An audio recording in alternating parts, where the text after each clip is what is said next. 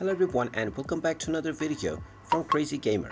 In this video, I'm going to show you how to log out from your account on the Heyday game. So let's get started right away. Now, if you log out from your account from the Heyday game from within, some of your data might still be saved within your phone, which means that if someone else opens up the game, then they might still be able to access your progress. So in order to log out completely, long press on the Heyday game and tap on the info button at the top right corner. Now, from the application info page, first of all tap on force stop at the bottom right corner to stop the application if it is still running.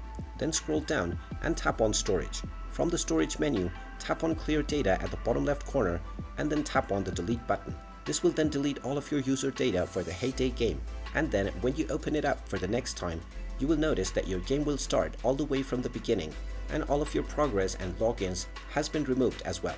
You can simply tap on the login button from within the game and then use your credentials to gain back all of your progress anytime you wish. And there you have it. That is how you can log out from your account on the Heyday game.